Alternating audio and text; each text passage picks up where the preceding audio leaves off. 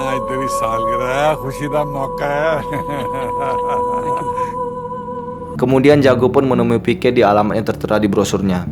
Jago pun mengatakan kalau sekarang ia percaya Pike adalah alien dan berasal dari planet di luar bumi. Dan Jago berjanji kepada Pike kalau ia pasti akan membantu Pike menemukan remote kontrolnya. Jago juga mempersilahkan Pike untuk menginap di rumahnya sampai remote kontrolnya ketemu. Di pagi harinya ada orang salah sambung menghubungi telepon rumah Jago. Nah, ini kalian harus paham betul bagian ini ya. Kalau kalian paham, untuk cerita berikutnya akan terasa lebih menarik ya. Tapi kalau nggak paham nanti bingung ke depannya. Jadi orang yang salah sambung itu mengira kalau ia menelepon rumah sakit. Ia menanyakan tentang kondisi kawannya. Dari kemarin Jago berkata kepada orang ini kalau dia salah sambung, tapi orang ini nggak percaya. Kesabaran Jago pun hilang. Jago mengatakan pada orang ini kalau kawannya sudah meninggal. Datanglah ke rumah sakit, ambil mayatnya, kata Jago. Pike pun bertanya, ngapa kau lakukan itu wahai kawanku Jago? Jago berkata tidak apa, sekarang dia pergi ke rumah sakit dan dia pasti sangat senang melihat kawannya ternyata masih hidup. Ini hanya bersenang-senang saja Pike, aku hanya bercanda kok, kata si Jago ya. Seketika muncullah pikiran liar di kepala Pike. Pike menganggap orang-orang yang mengaku bisa berbicara dengan Tuhan sedang dikerjain. Ibaratnya Tapaswi menelepon B, tapi malah nyambung ke C, sehingga si C mengenjai Tapaswi. Karena dalam pikiran Pike, bagaimana mungkin kalung atau remote control yang aslinya punya Pike, si Tapaswi malah mengatakan kalau itu pemberian dari dewa. Jelas ini adalah salah sambung, kata Pike. Lanjut Pike mengatakan semua orang yang bisa berbicara dengan Tuhan memiliki sistem telekomunikasi yang kacau. Semua panggilan salah sambung. Pike pun berpikir mengapa Tuhan tidak menjawab doaku. Karena mungkin selama ini aku menyembah Tuhan yang salah. Dalam tanda kutip wrong number. Dia disuruh berguling menuju kuil, menyiram susu ke batu, dan hal-hal aneh lainnya. Dia menjelaskan kalau kita semua ini adalah hamba Tuhan, ibarat ayah dan anak. Kalau seorang anak contohnya ingin minta sama ayahnya baju gitu, mana mungkin si ayah nyuruh, nak kamu guling-guling dulu ya mengelilingi halaman rumah, nanti permintaanmu akan ayah kabulkan. Kan enggak ada kayak gitu kan. Dan juga tentang memberi susu di batu. Pike mengatakan kalau kita terhubung dengan Tuhan yang benar, Tuhan tersebut pasti mengatakan setiap hari ada jutaan anak kelaparan di Delhi. Ngapa tidak kau berikan ke mereka susunya? Ngapa kau kasih ke batu? Gitulah kira-kira ya. Kalau nggak ngerti ulang lagi. Lebih bagus lagi kalau langsung nonton filmnya. Jago pun mendapatkan ide brilian, cara bagaimana agar Pike bisa mendapatkan kalungnya kembali. Di kantor, ia langsung bergegas menemui bosnya si Jerry. Jago minta agar Jerry mengizinkan Pike untuk masuk acara TV kayak reality show gitulah, untuk berdebat sama Tapaswi. Karena Jago yakin Tapaswi pasti kalah kalau beradu mulut dengan Pike. Awalnya Jerry menolak, tapi setelah merasakan sensasi mengobrol dengan Pike, Jerry pun menerima tawaran Jago. Dan bagi Jerry, ini adalah saat yang tepat untuk membalaskan dendamnya ke Tapaswi karena telah melukai pantatnya. Keesokan harinya, Jago dan Pike pergi ke kuilnya Tapaswi. Sebelum berceramah, Tapaswi memberikan semangat kepada jemaahnya untuk sering-sering bersedekah di kuil. Yang kita nggak tahu uang itu larinya nanti kemana ya, bisa jadi ke kantongnya Tapaswi. Lalu Tapaswi pun mempersilahkan seorang kakek untuk bertanya. Kakek ini mengatakan kalau istrinya lumpuh selama 6 bulan dan dokter tak bisa mengobatinya. Belum selesai kakek ini bicara, Tapaswi menyuruhnya berhenti, seolah-olah ia mendapatkan jawaban dari Tuhan. Pike pun siap-siap menggunakan congor mautnya, dan Jago mengasih aba-aba ke pemegang kamera tersembunyi untuk mulai merekam. Tapaswi mulai mengatakan perkataan dari Tuhan. Dia menyuruh kakek itu untuk pergi ke Paratan di Himalaya. Pergilah menggunakan kereta api, dari sana naik bis menuju Gentau, lalu pergi ke Padyatar, tinggallah selama 8 hari dan berdoalah dalam rumah Tuhan. Pergi dengan cinta dan masalahmu akan selesai, kata Tapaswi. Kemudian ya, Pike pun memotong dan mengatakan, wrong number. Wrong number. तपस्वी जी भगवान से बतियाए खातिर क्या क्या कहना क्या चाह रहे हैं भैया? वहाँ कौनो डुप्लीकेट गार्ड बैठा है जो आपका फिरकी ले रहा है। हम सब गार्ड का बच्चा है ना। हाँ है तो अगर आपका बचवा परेशान प्रॉब्लम सॉल्व करेगा या उका बोलेगा कि 2000 किलोमीटर दूर हमारा इतना आके हमका यही प्रॉब्लम दोबारा समझाएगा। अगर काल असली गार्ड के पास जाता तो वो बोलता कि बिन तो मरे के बाद सभी को हमारे पास आना है, उका छोड़कर हमारे पीछे काय भटक रहा है। था टेम बेटा है कि नहीं? Karena sudah terdesak, Tapaswi pun menghentikan ceramahnya dengan alasan dia ingin makan siang. Sontak siaran tadi dalam waktu yang singkat mendapatkan perhatian yang besar dari masyarakat India. Keesokan harinya sebelum ceramahnya dimulai, Tapaswi mengolok-ngolok Pike di depan jemaat dan awak media. Tapaswi yakin kalau Pike ini adalah orang Islam dari Pakistan yang memusuhi Hindu.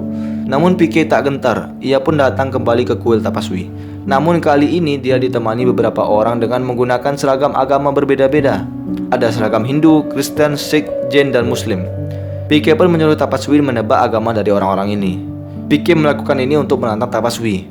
Kalau Tapaswi benar-benar bisa berbicara dengan Tuhan, maka dia pasti bisa menebak dengan benar agama orang-orang ini. Tapaswi bilang kalau aku bisa menebaknya sendiri. Tapaswi pun menebak agama berdasarkan pakaian orang-orang ini. Ia pun sangat malu karena tebakannya salah semua. Ternyata PK mengubah tampilan orang-orang ini. Yang agamanya Sikh pakai baju Hindu, yang agamanya Muslim pakai baju Kristen. Begitu seterusnya. Dia acak-acak lah pokoknya. Lanjut PK menjelaskan kalau di planet ini agama dibedakan cuma berdasarkan penampilan. Kalau kita semua telanjang, maka perbedaan tidak akan terlihat. Artinya semua manusia sebenarnya sama. Perbedaan berdasarkan penampilan hanya disetting oleh tuan-tuan palsu. Sungguh makna yang sangat dalam. समझाता यहाँ दाढ़ी मोछ और पगड़ी निकल गई पगड़ी तो हिंदू और निकल गई मोछ तो मुसलमान वो रॉन्ग नंबर वाला डुप्लीकेट गार्ड बना है. Melihat siaran tadi, ayah Jago mendatangi Jago di stasiun TV dan memarahi Jago dan PK. Ayahnya mengatakan kepada PK, "Kau akan masuk neraka. Apa kau tak takut pada Tuhan?" Mendengar perkataan ayah Jago tidak membuat PK takut, malah dia sangat senang karena dia mendapatkan pemahaman baru. PK mengatakan kalau Tuhan palsu tak cukup dengan salah sambung saja, namun dia juga menjual rasa takut. PK pun menunjukkan maksud dalam tanda kutip menjual rasa takut dengan pergi menuju ke universitas. PK mengatakan kalau di tempat ini dipenuhi dengan rasa takut, maksudnya karena ujian ya, takut gak lulus segala macam. PK pun meletakkan batu besar di dasar pohon dan diberikan goresan sirih, kemudian menginvestasikan sedikit uang. PK mengatakan pada ayah Jago kalau batu ini adalah mesin investasi yang sangat hebat. Dan benar saja, tak lama berselang datanglah seorang mahasiswa berdoa dan menaruh uang di batu itu. Lama-kelamaan antrian semakin panjang dan uang yang terkumpul di batu semakin banyak. PK membandingkan batu tadi dengan bapak-bapak penjual teh. Bapak-bapak penjual teh memerlukan modal yang besar, sepeda, teko, termos, teh hijau, gula, dan lain-lain. Tak cukup di situ, bapak-bapak penjual teh selalu memanggil orang-orang untuk membeli tehnya. Namun yang datang hanya sedikit. Dibandingkan batu tadi, modalnya hanya batu dan cat merah, ditambah beberapa keping koin. Kemudian tanpa memanggil pelanggan, orang-orang langsung datang mengantri. Inilah yang dinamakan bisnis ketakutan. Keesokan harinya, di TV Jago menyampaikan kepada orang-orang kalau selama ini kita takut untuk melawan hal-hal yang aneh dalam agama. Melihat aksi PK membuat kita semua berani untuk melakukan hal yang sama. Jago pun meminta orang-orang untuk rekam dan posting hal-hal yang wrong number atau salah sambung, guna untuk mengakhiri kebohongan berkodok agama di negeri Vrindavan. Dan tak butuh waktu yang lama, banyak video-video wrong number yang diposting oleh warga di seluruh provinsi di India. Sepulangnya di rumah, Jago terlihat begitu sedih. Ternyata ayahnya mengirimkan SMS yang bertuliskan, "Aku malu padamu." Jago pun menceritakan masa kecilnya kepada PK, betapa ayahnya sangat menyayanginya. Jago merasa sangat khawatir kalau sampai-sampai ayahnya tidak menyayanginya lagi. Untuk menghibur Jago, PK mengajak Jago untuk melakukan tarian refreshing yang biasa dilakukan di planet PK saat orang-orang di sana bersedih. PK menatap Jago penuh pesona saat melihat Jago menari. Sepertinya cinta telah tumbuh di dalam hati alien polos ini. Di tempat lain diperlihatkan Tapaswi yang tengah pusing memikirkan nasibnya. Uang di kotak amal tak sebanding jumlahnya dengan banyaknya kertas berisi pertanyaan dan cacian. Tak cukup sampai di situ, buku, foto, obat-obatan, semuanya tak ada yang laku. Ajudannya pun mengatakan kalau Tapaswi tidak melakukan sesuatu, bisa-bisa kita gulung tikar. Terpaksa Tapaswi memutuskan hal yang gila, yakni menantang PK berdebat. Jerry pun mengabarkan hal itu ke Jago. Tentu saja Jago sangat senang, karena Jago tahu PK pasti menang melawan Tapaswi. Stasiun TV pun segera menggelontorkan dana yang besar untuk mengiklankan acara ini. Keesokan harinya, Jarjit menelepon PK. Jarjit mengatakan kalau ia bertemu dengan pencuri kalungnya PK di rumah makan. Saat itu Jarjit tengah makan sambil menonton acara tentang PK. Si maling juga berada di situ. Tiba-tiba si maling itu mengatakan kalau dialah yang membuat orang itu terkenal. Setelah ditangkap Pak Jarjit, maling mengatakan kalau kalung itu dia jual ke... Tebak siapa? Ya, ke Tapaswi seharga Rp40.000 atau 7,6 jutaan lebih. Terkejutlah PK ini kan. Perlu diingat sebelum sini ini PK nggak tahu kalau Tapaswi berbohong. Ia hanya beranggapan kalau Tapaswi sedang dikerjai oleh tuan palsu. Dan PK semata-mata hanya ingin menolong Tapaswi. Jarjit mengatakan kalau dia akan datang ke Delhi menemui PK sambil membawa si pencuri. Mendengar hal itu, Jago mengatakan kita bisa memanfaatkan pencuri itu untuk mengancam Tapaswi agar mengembalikan kalung si PK. Kalau Tapaswi tidak mau, mereka akan menampilkan si pencuri di TV. Pique pun mendapatkan pemahaman baru. Pique sadar bahwa Tapaswi tidak salah sambung, melainkan adalah seorang pembohong yang membawa nama-nama Tuhan sebagai tamengnya. Di malam hari di rumah Jagu, mereka berdua merayakan keberhasilan bersama. Jagu mabuk-mabukan sedangkan Pique menatap Jagu penuh dengan rasa cinta. Pique pun ingin menyampaikan perasaannya lewat kartu nama. Ia menuliskan I love you Jagu di salah satu tumpukan kartu nama dan menyuruh Jagu yang sedang mabuk memilih salah satu. Saat membuka-buka kartu nama, terbacalah kartu nama milik Sarfaraz. Tak lain dan tak bukan adalah lelaki yang sangat dicintainya saat Jagu berada di Belgia dulu. Jagu yang ceria berubah 180 derajat menjadi sedih. Ia teringat kembali dengan masa lalunya. Pique pun sangat terpukul ketika mengetahui ternyata ada pria yang selama ini berada di hati Jagu. Keesokan harinya, Pique menjemput temannya Jarjit di stasiun kereta. Namun suatu tak terduga terjadi. Terjadi ledakan yang besar yang disebabkan oleh kelompok teroris Muslim. Karena insiden itu, Maling dan Pak Jarjit pun tewas secara menyedihkan. Karena Pak Jarjit adalah teman baik Pique pertama kali di bumi, dia pun mengambil sendal Pak Jarjit sebagai kenang-kenangan. Tiba hari di mana acara debat pun berlangsung. Jagu menyarankan Pique untuk tidak usah pergi ke segmen debatnya dengan Tapaswi. Karena Jagu melihat Pique ini terpukul kali nampaknya. Istirahatlah dulu, tenangkan pikiran, kata Jagu gitu. Namun karena kasus terorisme tadi membuat Pique semakin yakin untuk hadir, agar sentimen negatif tentang agama bisa dihilangkan, dan orang-orang yang melakukan perbuatan buruk atas dasar agama bisa kembali ke jalan yang benar. Saat diskusi dimulai, Tapaswi mulai merendahkan Pique.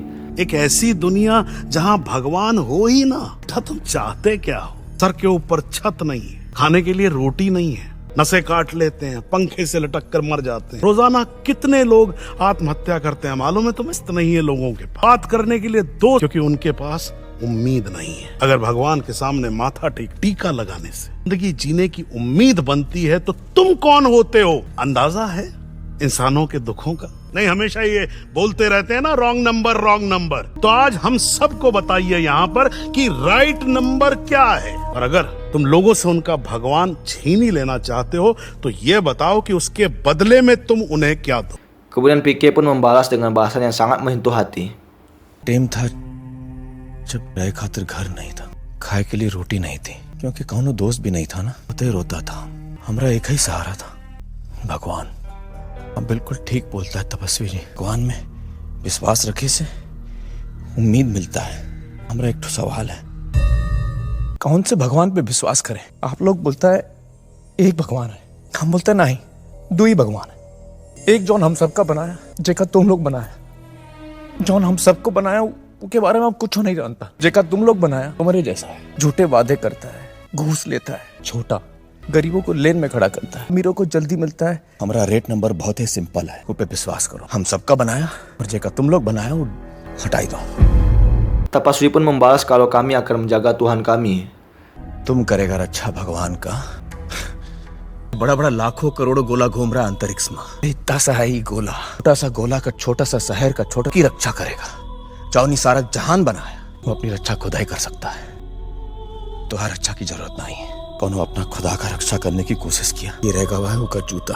करना बंद करो, भगवान की रक्षा कर, नहीं तो ये गोला पे सिर्फ जूता रह जाएगा, इंसान नहीं। एक मुसलमान बम फोड़े, एक हिंदू गुरु यहाँ बैठकर तुम्हारा लेक्चर सुने। ठप्पा किधर है, दिखाओ कौन हिंदू कौन मुसलमान।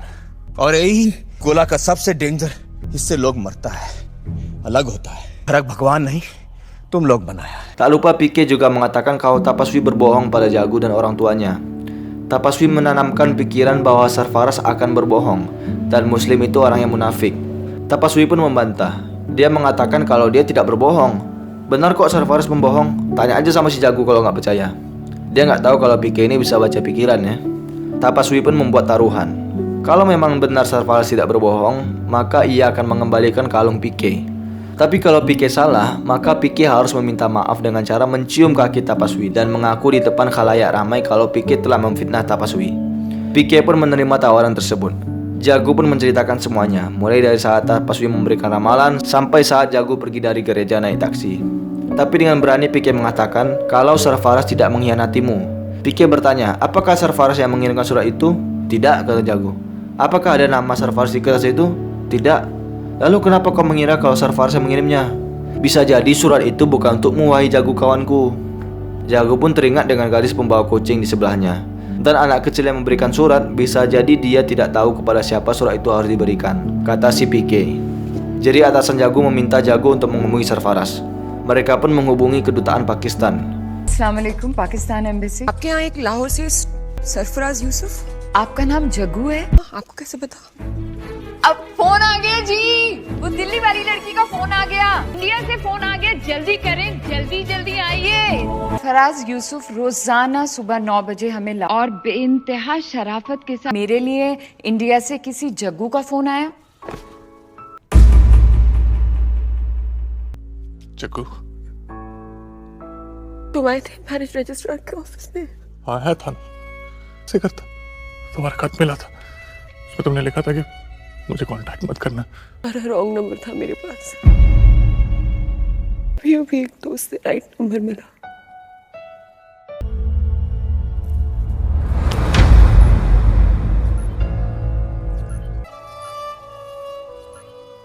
थैंक यू बेटा। Mendengar Jago melepas rindu dengan Sarfaraz membuat perasaan PK tercampur aduk. Di satu sisi dia senang, di sisi yang lain dia cemburu dan juga sedih. Kalung sudah dapat, artinya sekarang adalah waktunya PK untuk kembali ke habitatnya. Tak sengaja tas PK terjatuh. Didapati isi tas tersebut adalah baterai semuanya. Alasannya adalah supaya bisa mendengarkan suara lalu lintas, orang bicara, kendaraan, hewan saat PK merindukan planet bumi. Jago pun mendengar semua rekaman di radio PK saat PK mengejar tasnya yang satu lagi tertinggal di bus. Jago pun terkejut, ternyata yang direkam PK semua adalah suara dirinya. Tidak ada suara lalu lintas, hewan dan lain-lain. Semuanya suara Jago. Dan Jago juga menemukan kertas bertuliskan I love you Jago di tas PK. क्या देख रहे हो? कुछ लगा है मेरे गाल पे? तुम्हारी प्लेनेट में सबके कान ऐसे बाहर होते हैं? में थी जब मैंने अपनी पहली कविता लिखी थी। कहते हैं, सब कहते हैं। यार वैसे तुम ना बड़े क्यूट हो। पोइट्री यानी वन मोर उस दोस्त के लिए आना अपनी जेब से फकीर है। ना कोई ट्रैफिक थी, ना कौवा। हर टेप में सिर्फ मेरी ही आवाज थी।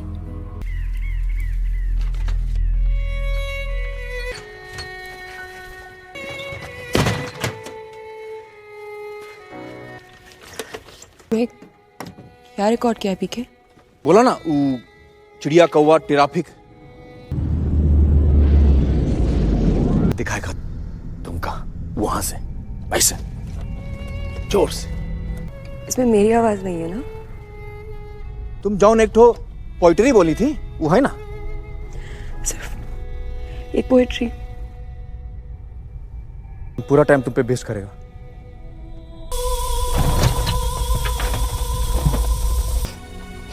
झूठ बोलना सीख के गया, एक बार भी पलट के नहीं देखा। शायद अपने आंसू छुपा रहा था और सिखा के गया प्यार शब्द का सही मतलब। Love me enough to let me go. Setelah itu diperlihatkan Jago yang tengah membacakan buku yang baru diterbitkannya berjudul PK. Di situ terlihat bapak Jago dan Sarfaraz. Mereka berdua tampak sangat akrab. Dan kemungkinan Jago dan Sarfaraz sudah menikah. Scene ditutup dengan kejadian 1 tahun kemudian. Diperlihatkan PK datang lagi ke bumi, namun dia bersama alien-alien lain. Si PK ini kayak jadi mentornya lah gitu. PK mengajarkan kepada muridnya hal-hal yang berharga sebelum tiba di bumi.